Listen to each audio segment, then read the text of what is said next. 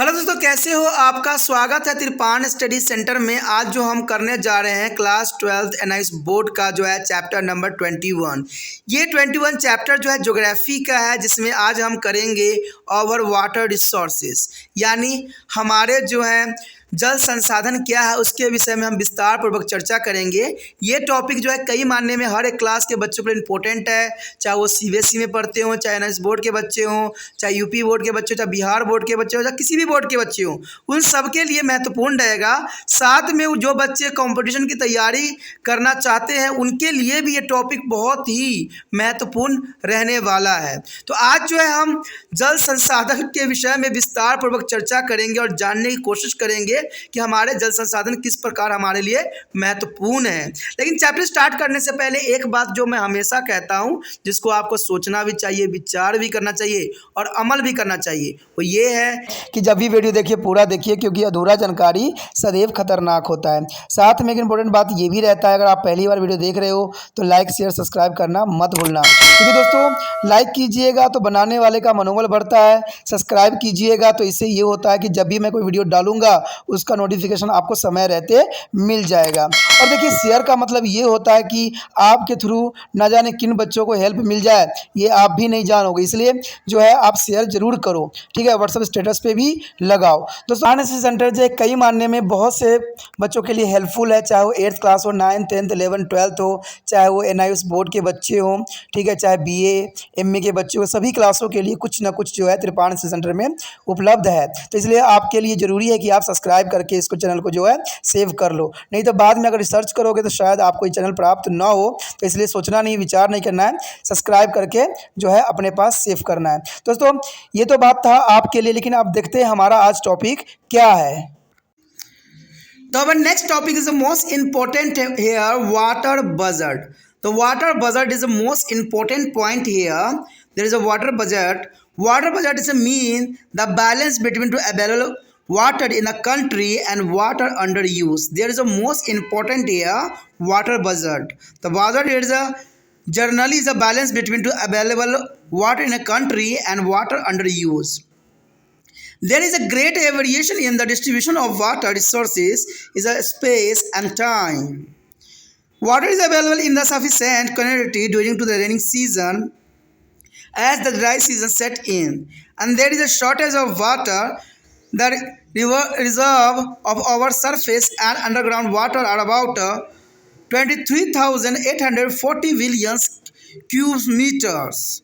Out of this, only 10,860 billion cubic meters water is required for us. There is important here.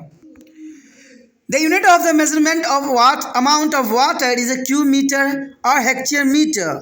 If water is standing on the meter deep on a perfect level area of 1 square meter, then the total volume of the walls of that water would be 1 cubic meter.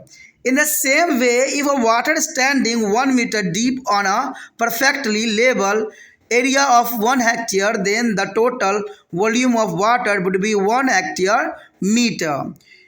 There is important here. You have already studied about their nature and distribution or rainfall in their chapter 17. In India, is a 90% rainfall take place during to the short period of 3 months from June to August. There is an important point here. A 90% rainfall take place during to the short period of 3 months June to August. There is a great variation in the number of rainy day in India. The average number of rain day on the western coastal is 137. In Rajasthan, average number of rain day is reduced to less than 10. There is a variation in the nature of rainfall also. The rainfall may be heavier and continuously in the area of the more rainfall, whereas the rainfall may be a low and intermittent in the area of less rainfall. Hence, there is a great variation in the regional distribution of rainfall. About a 8% area of country and receive more than 200 centimeter rainfall. 20% area received rainfall between to the 125 to 200 centimeter, and remaining 30% area receive less than 75 centimeter. The rainfall uneven distribution of the rainfall is responsible for the uneven or distribution of the surface and groundwater here. यहाँ पर जो हमारा point आया है water संतुलन, देखिए बहुत काफ़ी महत्वपूर्ण है कि जल संतुलन क्या है। कहते हैं जल संतुलन का अर्थ होता है खुले जल कितना उपलब्ध है और इसको यूज़ कितना किया जाता है। इन दोनों के बीच की कुल राशि को जो है हम बीच संतुलन करते हैं। तो जल संसाधन के वितरण में स्थान तथा समय के अनुसार बहुत अंतर मिलता है। वर्षा ऋतु में जल पर्याप्त मात्रा में उपलब्ध होता है और शुष्क ऋतु आने पर जल की कमी होने ही लगती है। हमारे पुष्टि और भूमि जल के भंडार लगभग काफ़ी जो है ख़त्म भी हो गए हैं, तो इसमें कोई दो राय नहीं है। तो आप समझ गए होंगे कि जो वाटर बजट क्या है। तो वाटर बजट जो होती है टोटल नंबर्स ऑफ जो है वाटर और उसमें जो यूज़ करने लायक वाटर है उनके बीच के जो है संतुलित मात्रा को जो है यहाँ पर वो जो है वाटर बजट कहते हैं। तो ये बहुत महत्वपूर्ण है और ये वर्षा ऋतु में जल पर्याप्त मात्रा उपलब्ध होते हैं और शुष्क ऋतु आने पर जल की कमी होने लग जाती है, जो कि काफ़ी महत्वपूर्ण बात को यहाँ उजागर किया गया है। यहाँ पर देखा जाए तो कहते हैं भारत में जो है 23,840 अरब घन मीटर है। अब सोच रहिएगा कि यहाँ पर जो है 2,384 अरब घन मीटर है, लेकिन यहाँ पर मिस प्रिंट हो रखा है, जीरो जो है दोनों जगह पर नहीं लगाई गई है, इसलिए थोड़ा सा आपको गलत लग रहा होगा। लेकिन जो इंग्लिश में है उसी के बेस पे यहाँ पर बताई जा रही है कि 23,840 जो है अरब घन मीटर है हमारे भारत में, लेकिन इसमें से केवल जो है 10,860 अरब घन मीटर जल ही उपयोग में लिए जा रहे हैं। तो ये काफ़ी महत्वपूर्ण है कि अभी भी जो है काफ़ी आधे वाटर का हम यूज़ कर रहे हैं। तो ये हो सकता है कि आने वाले समय में इसका अपना एक महत्वपूर्ण स्थान रहे, तो ज़रूरी भी है। जल की मात्रा मापने की इकाई जो होती है घन मीटर या हेक्टेयर मीटर में होती है। यदि 1 वर्ग मीटर समतल भूभाग पर 1 मीटर की गहराई तक जल के स्थिर रखा जाए तो यह संपूर्ण जल का कुल आयतन एवं घन मीटर होगा। तो आप समझ गए होंगे कि घन मीटर का अर्थ यहाँ पर यही होता है कि अगर पानी की जैसे हम मात्रा नापते हैं कितना रेनफॉल हुआ है, तो कोई भी चीज़ बरसात में रख देते हैं और कितने जल्दी वो भर जाता है और उसके कितने मीटर भरने में कितना टाइम लगा और उसको हम मेजरमेंट करते हैं, तो इससे हमें पता लग जाती है कि भाई वहाँ पर वर्षा की सेंटीमीटर कितनी हुई है। ऐसे ही जो है पानी को मापने की इकाई जो होती है घन मीटर होती है या हेक्टेयर मीटर के अंतर्गत आता है, जो कि काफ़ी महत्वपूर्ण है। देखा जाए तो ठीक इसी प्रकार 1 हेक्टेयर समतल भूमि पर 1 मीटर की गहराई तक यदि जल के स्थिर रखा जाए तो जल का कुल आयतन 1 हेक्टेयर मीटर होगा, जो काफ़ी महत्वपूर्ण बात यहाँ दर्शाया गया है। भारत की वर्षा की प्राकृतिक और उसके वितरण के स्वरूप के विषय में आपने साधारण जो है लेसन में आपने विस्तार पूर्वक चर्चा किया था। अगर नहीं आपने 17 चैप्टर देखा है तो उसको अवश्य देख लीजिए। इसमें जो है आपको सारी इन्फॉर्मेशन जो है वर्षा की वितरण किस प्रकार से होती है उसको मैप के अंतर्गत दर्शाया गया है, तो देखिएगा तो आपको बहुत फ़ायदा होगा। ठीक है, भारत में 90% वर्षा जून से अगस्त तक जो है 3 महीने के अल्प अवधि में ही होती है। यानी देखा जाए तो 90 से अधिक प्रतिशत जो है वर्षा सिर्फ 3 माह के अंतर्गत ही होती है। तो जो समय अवधि यहाँ पर रेन की है बहुत ही कम है और ग्राउंड रिचार्ज होने का समय भी बहुत कम है। भारत वर्षा के दिनों की संख्या में भी बहुत अंतर मिलता है। पश्चिमी तट पर वर्षा वाले दिनों का औसत जो है 137 दिन है। यानी देखा जाए तो पश्चिमी तट पर जो है वर्षा वाले दिनों का औसत जो है 137 दिन है।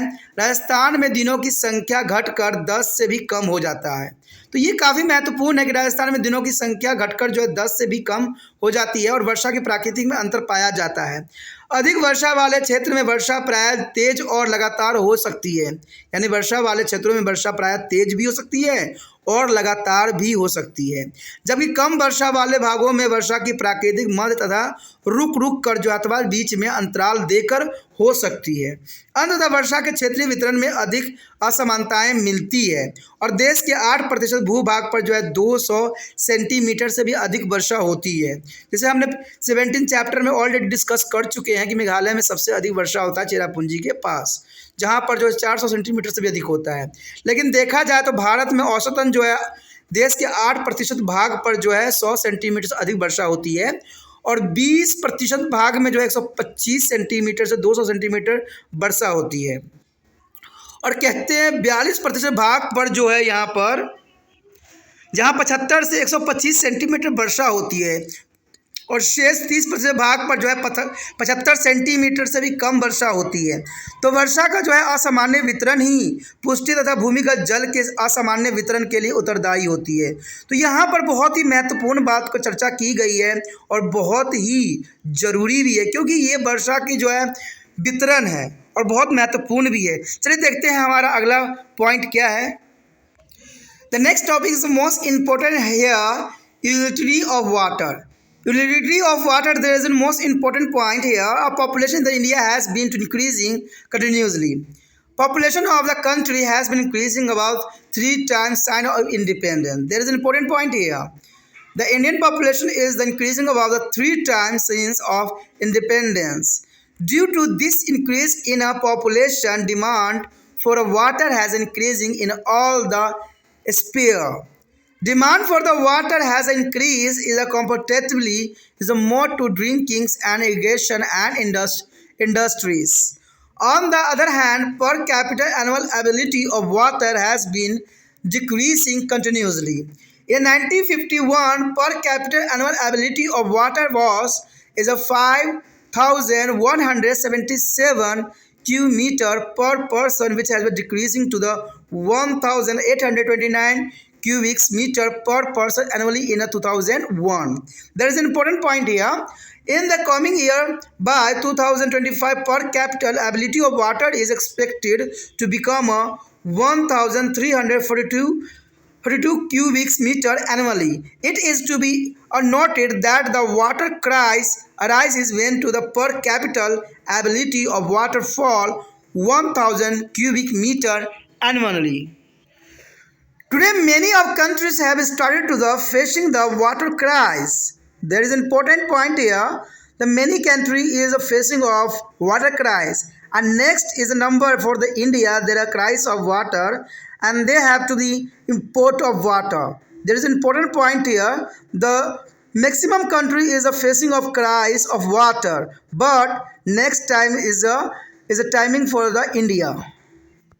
The important graph here show the decreasing ability of water annually. There is the 5,000 the start here, the water ability in a cubic meters here. But suddenly is the 1951 is the 5,000, but 2001 is the 1,829 only, and 2025 is the 1,342. There is the most important decreasing ability of water annually. There is an important point and the important here.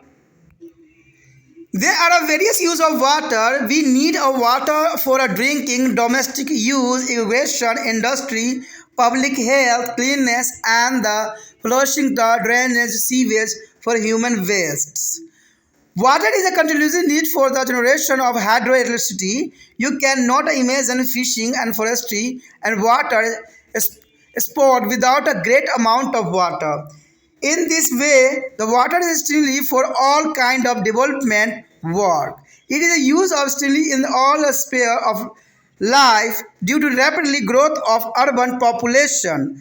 The demand for water in urban area has a increasing simultaneously. There is an important point here, important here table.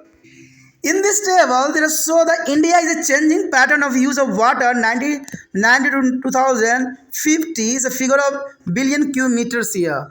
The domestical use of air water is 1999. There is 25, 2033, and 2010 is a 42, and 2025 to 52, and 2050 is a 60. There is a increasing number there. Irrigation is a 460, and then increasing to has the last 2050 year 800 years. There is an important point. And industry's purpose is a 1990s and 90s only use of 15, but recently 2050 there are 130. And energy consumed here are 19 to the 1990s. On there is a 2050 there are 120, and other uses here are 1990s 30 here, but 2050 is a 40%. There is important here interestingly. There is a most important for the changing pattern of the use of water and figure of billion cubic meters here. India is on agriculture countries, and hence the plenty of water is needed for irrigations, and 536 billion cubic meter water was used for irrigation in year 2000. It is 80% of total water use. The remaining percentage of water was used for a domestical industry and other purpose. There is show here a pie chart. In this pie chart, there is the most important use of water here. There is the most important use of tube wells and other wells is a 56% water uses. And canal government is a 30%. And the next year, a canal is a private is a 1%, pond is a 6%, another resource is a use of only 7%. There is a most important pie chart showing in your screen. There has been a rapidly increasing in the irrigated area in India since independence. Total irrigated area in 1999 to 2000 was 8.47 crore hectare. The maximum capacity of the use of water for irrigation in India is 11.35 crore hectare meter. But about 3/4 water of this capacity is being used. There is important. The demand for irrigation in India has been increasing continuously. The reason for the increasing of demand for irrigation as a following here. The first point here, regional and seasonal variation in the distribution of rainfall. Secondly is a wide and unconscious gap in a rainfall season. And third here, growing demand of water for commercial crops. And next year, changing cropping pattern. There is a most important point here. यहाँ पर जो हमारे समक्ष आया है जल की उपयोगिता। देखिए जल की उपयोगिता यहाँ पर काफ़ी महत्वपूर्ण बात आया है कि जल की उपयोगिता हम कैसे कर सकते हैं। कहते हैं भारत में जनसंख्या निरंतर और तेज़ी से बढ़ रही है, इसमें कोई दो राय नहीं है। भारत जनसंख्या की जो रफ्तार है बहुत चिंता का विषय है और भारत जनसंख्या निरंतर जो है बढ़ना सबसे जरूर आने वाला समय में जो है त्रसता का एक कारण बन सकती है। स्वतंत्रता के बाद देश की जनसंख्या लगभग 3 गुनी हुई है, यानी जब भारत स्वतंत्र हुआ था उससे आज तक जो है जनसंख्या में 3 गुना की जो है वृद्धि हुई है।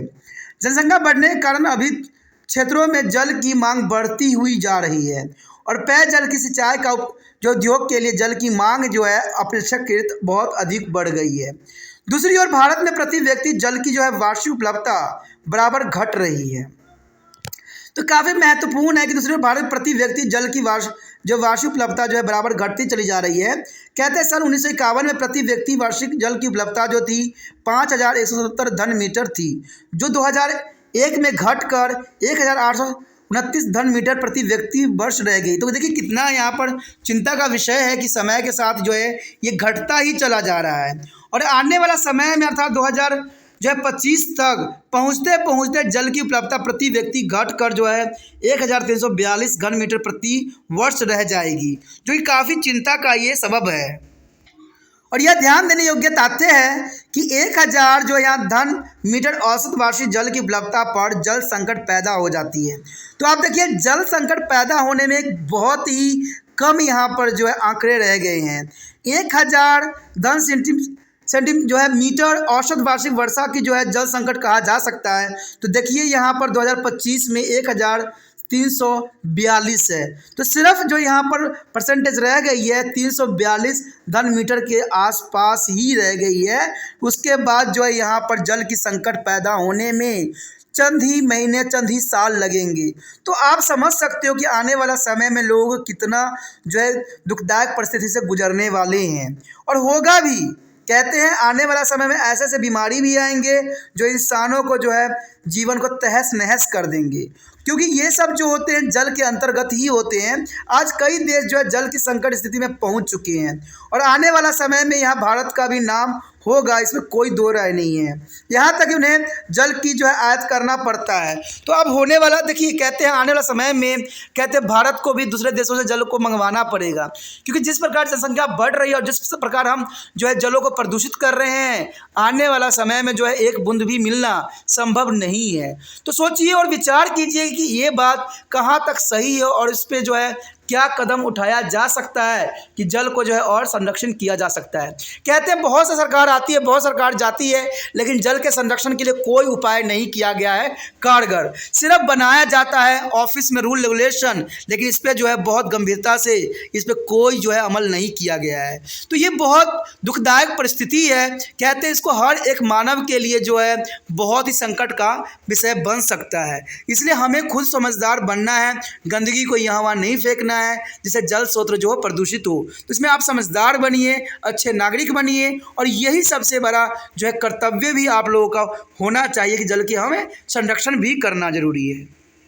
अब यहाँ पर एक डायग्राम आप देख सकते हो जिसमें जो है साल बाई साल जो है अब यहाँ पर जो है जल की उपलब्धता कमती चली जा रही है।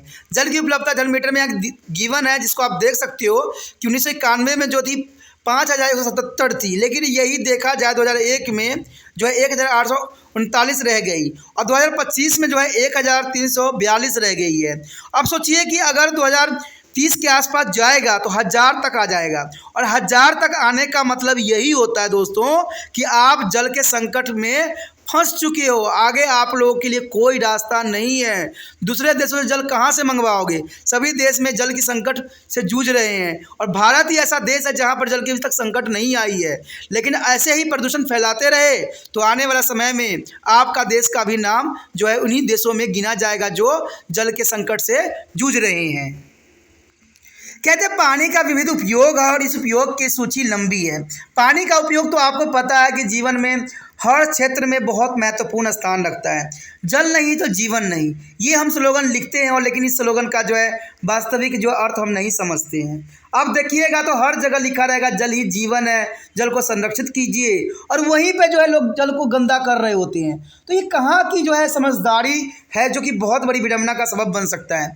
पीने के लिए तो पानी चाहिए ही चाहिए, घरेलू कार्य के लिए चाहिए, सिंचाई के लिए चाहिए, उद्योग लगाने के लिए चाहिए, जन स्वास्थ्य के लिए चाहिए, स्वच्छता के लिए चाहिए, मल मूत्र की निकास के लिए जल अपरिहार्य चाहिए। तो देखिए जल का जो है हर क्षेत्र में उपयोगी है। कहते हैं पहले के समय में कोई नगर बस्ती थी तो वो जल के किनारे बसती थी, क्योंकि जल के रिगार्डिंग ही उनका सारे कार्य प्रणाली सुचारू रूप से हो जाता था। इवन कि जल विद्युत के निर्माण तथा परमाणु संयंत्रों के शीतलन के लिए भी विशाल जल राशि निरंतर चाहिए ही चाहिए। अब मत्स्य पालन के लिए भी जल चाहिए, वर्गिक और जल क्रियाओं के लिए जो है कल्पना जल के बिना नहीं की जा सकती है। तो कोई भी चीज़ों के लिए जल का देखिए कितना महत्वपूर्ण है। इवन कि हमारे शरीर में जो है 71% जल ही भरा पड़ा है। तो आप समझ सकते हो कि जल हमारे लिए कितना महत्वपूर्ण है। कहते हैं अब ये सोचिएगा कि जल जो है हमारे धरती पे नहीं, ऐसा नहीं है। जिस प्रकार हमारे शरीर में जो है 71% जल की मात्रा है, उसी प्रकार पृथ्वी पर भी कहते हैं 71 से भी ऊपर प्रतिशत जो है जल की मात्रा ही है। लेकिन जल तो है, लेकिन वो पीने योग्य नहीं है। अब सोचिएगा पीने योग्य क्यों नहीं है। अब देखिए कहीं भी आप चले जाते हो, कोई भी तीर्थ यात्रा पे चले जाते हो, तो क्या आपको वहाँ की नदी जो है बिल्कुल साफ दिखती है? क्या वहाँ पर आप कोई भी चीज़ फेंकते नहीं हो? समझता ऐसी बात ही नहीं होगी। वहाँ पर लोग जो धड़ल्ले से जो है तीर्थ यात्राओं में जाते हैं और वहाँ पर जो है प्रदूषित फैलाते हैं, और ये प्रदूषण जो होता है जल को जो है दूषित करने के लिए पर्याप्त होता है। तो आप कहीं भी जाइए तो ऐसे प्रदूषित मत फैलाइए। जितना हो सके जो है जल को स्वच्छ रखने में जो है देश की मदद कीजिए, हर एक व्यक्ति की मदद कीजिए। कहते हैं पर्यटन की विकसित तथा जो है बढ़ावा देने में पानी की विशेष भूमिका रही है। लोग भी उन्हीं क्षेत्रों में जाना पसंद करते हैं जहां पानी की उपलब्धता होती है, पानी के झरने होते हैं। तो देखिए भारत की जो है अर्थव्यवस्था में पर्यटन का बहुत विशेष स्थान रहता है, और इसके लिए जो है पानी का एक महत्वपूर्ण भूमिका भी रहता है। कृषि अर्थव्यवस्था का तो जल अभिन्न अंग है, और इस प्रकार जल सभी प्रकार के विकास कार्य के लिए अत्यंत महत्वपूर्ण है, और इसका उपयोग जीवन के हर क्षेत्र में आवश्यक है, और उपयोग हर क्षेत्र में तेजी से बढ़ भी रहा है। नगरों के बढ़ने के कारण जो है नगरों में जल की मांग प्रतिदिन बढ़ता ही चला जा रहा है। तो ये देखिए मांग बढ़ता चला जा रहा है, लेकिन संरक्षण की क्रियाएं बहुत धीमी गति से हो रही है। कहते हैं बहुत सरकार आते हैं, इसमें बहुत से रूल रेगुलेशन बनाते हैं, बट इसमें कोई भी जो है अच्छा और एक्शन वाले क्रियाएं नहीं होती है। कुछ दिन के लिए होता है, लेकिन उसके बाद फिर वो ठंडे पड़ जाते हैं। तो ऐसा नहीं होना चाहिए, क्योंकि जल ही जीवन है, और जल नहीं तो इंसान की कल्पना करना संभव ही नहीं है। और जल तभी बना रह सकता है जब वन की सुरक्षा हो, लेकिन वन की भी सुरक्षा नहीं हो रही है। कहते हैं वन नष्ट होगा तो जल की कमी होगी, और जल की कमी होगी तो मनुष्य के जीवन की कमी होगी। तो ये ऐसे जो है प्रक्रिया चलती ही रहेगी। अगर इंसान समझदार बन जाता है तो शायद इस मुसीबत से हम बच सकते हैं। अब देखिए यहाँ पर एक टेबल है, और इस टेबल से आप देख सकते हो कि भारत में जो जल की उपयोगिता जो है कैसे बदल रही है। देखिए यहाँ पर उपयोग के लिए दिया गया घरेलू, सिंचाई, उद्योग, ऊर्जा और अन्य, और यहाँ पर समय दिया गया 1990 से लेकर 2050 तक दिया गया है। अब देखिए 1990 में अगर घरेलू की बात करें तो सिर्फ 25% ही जल की जरूरत थी घरेलू के लिए, लेकिन आज देखिए 2050 में 60 हो गई है, यानी दुगना से भी अधिक हो गई है। सिंचाई के साधन में 460 हुआ करता 1990 के दौरान, और अभी देखिए 2050 के आसपास ज़्यादा जाते जो है 800 चाहिए। अगर हम 2025 तक बात करें तो 770 के आसपास ही है, जो रिसेंटली ईयर आने वाला है। उद्योग देखें तो 15% पहले के समय में यूज़ होता था, लेकिन आज देखें तो 120 के आसपास आ गया है। ऊर्जा का देखें तो 19 था, और आज देखिए कितना अधिक बढ़ता चला जा रहा है, 71 पे आ गया है।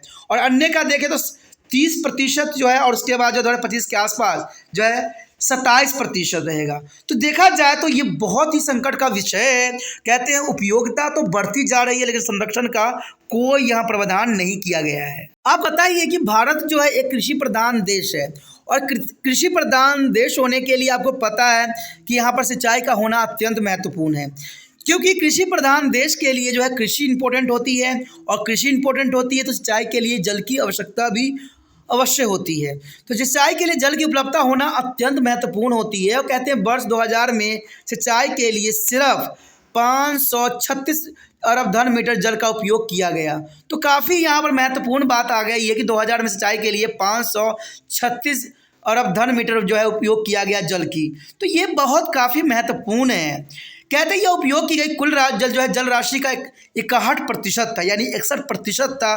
भारत में जितने जल यूज़ किए जा रहे हैं उससे 61% भाग जो है सिंचाई के लिए उपयोग किया गया 2000 में, और शेष प्रतिशत जल का जो है उपयोग घरेलू कार्य, उद्योग, ऊर्जा तथा अन्य कामों में किया गया।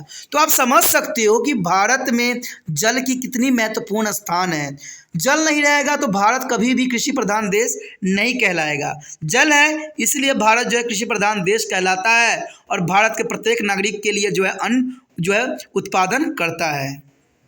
देखिए यहाँ पर दिखाया गया है जल का उपयोग। अगर आप देख सकते हो जल का उपयोग जो है घन मीटर के अंतर्गत दिखाया गया है। अगर 1990 की बात करें तो सिर्फ 460 जो जल था, जल की जो था उपयोग था, वहीं 2000 में बढ़कर 536 हो गया, और कहते हैं धीरे धीरे बढ़ता ही चला गया आंकड़ा, और 2023 के आसपास जो होगा इसका 700 के आसपास हो जाएगा। 2025 में जो है 770 के आसपास हो जाएगा। तो ये आंकड़े बढ़ते ही चले जा रहे हैं, घटने का तो नाम नहीं ले रहा है, लेकिन ये आंकड़े बढ़ते जाएंगे और पानी की जो आवश्यकताएं बढ़ती चली जाएगी।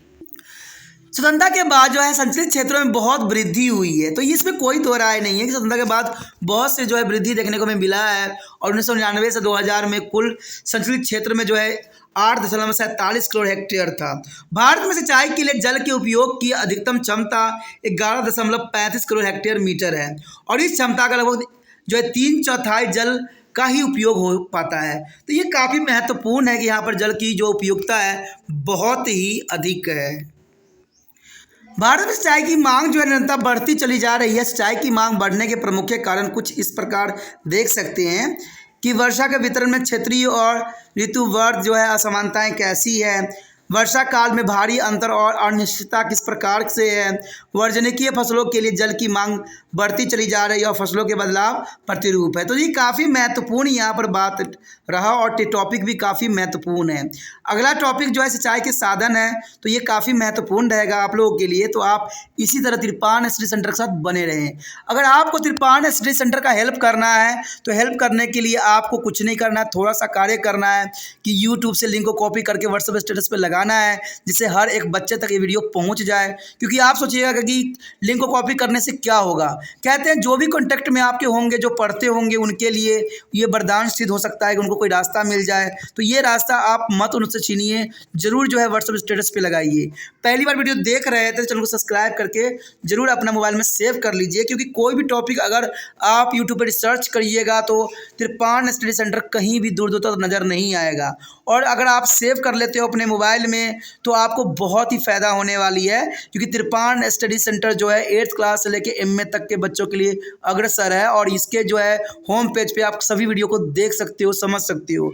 अगर आप टॉपिक के रिगार्डिंग देखना चाहते हो, क्लास के अंतर्गत देखना चाहते हो, तो इसके लिए भी त्रिपाण स्टडी सेंटर ने प्लेलिस्ट का जो है प्रावधान किया हुआ है। वहाँ पर प्लेलिस्ट में आपको सभी वीडियो जो है आपके जो है इच्छा अनुसार प्राप्त हो जाएगा। ठीक है, साथ में आप कमेंट करना मत भूलिएगा। कुछ गलतियाँ अगर दिख रही है, कुछ और भी आपको इसमें बदलाव की ज़रूरत है, तो आप ज़रूर कॉमेंट कीजिए और कॉमेंट करने से पीछे मत हटिए, कॉमेंट अवश्य कीजिए।